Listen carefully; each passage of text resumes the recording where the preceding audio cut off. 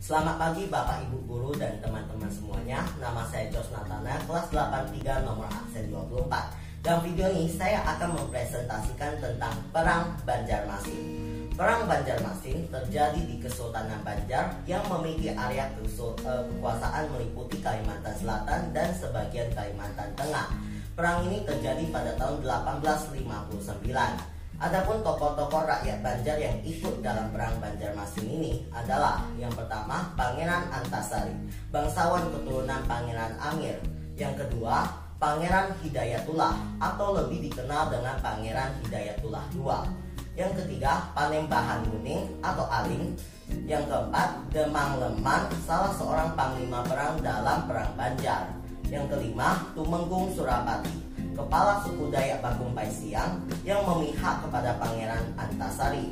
Ia menjadi panglima perang dalam Perang Barito yang merupakan bagian dari Perang Banjar. Yang keenam Demang Lehman, salah seorang panglima perang dalam Perang Banjar.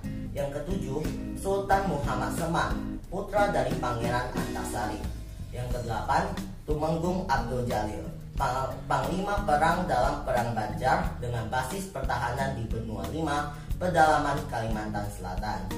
Sedangkan tokoh-tokoh pihak kolonial Belanda meliputi yang pertama Augustus Johannes Andresen, yang kedua George Frederick Willem Borel, yang ketiga Karel Cornelis Bunnik, yang keempat Karel van der Heijden, yang kelima Christian Anton Jikel, dan masih banyak lagi.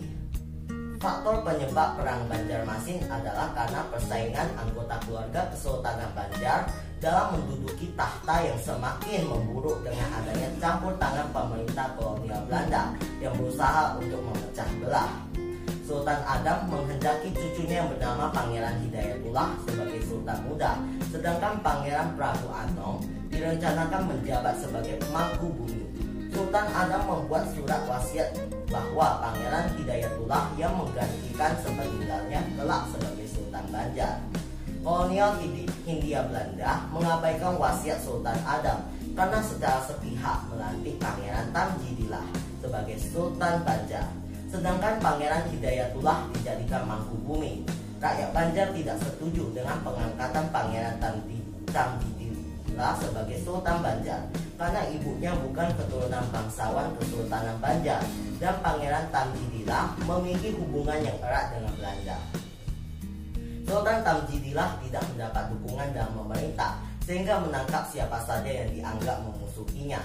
Keadaan ini ditentang oleh Pangeran Antasari dan rakyat Banjar sehingga terjadi pertempuran sengit. Perang Banjarmasin berakhir pada tahun 1905 setelah tokoh-tokoh pejuang yang tersisa berguguran, ditangkap dan diasingkan. Selanjutnya wilayah Kesultanan Banjar dikuasai pemerintah kolonial Hindia Belanda. Apa makna positif yang didapat dari peristiwa Perang Banjarmasin? Yang pertama, pantang menyerah.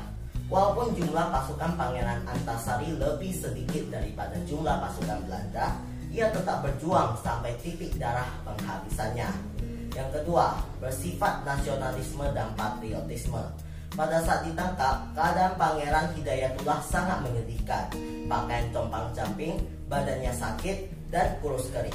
Ia adalah seorang nasionalis sejati yang ingin membela tanah airnya bebas dari kekuasaan asing. Ia tidak memilih jabatan sultan yang serba enak, tetapi memilih menderita bersama rakyat untuk sebuah kedaulatan rakyat. Yang ketiga, berani memperjuangkan kebenaran. Pangeran Hidayatullah yang seharusnya menduduki tahta sebagai Sultan Banjar malah dijadikan sebagai Mangku Bumi.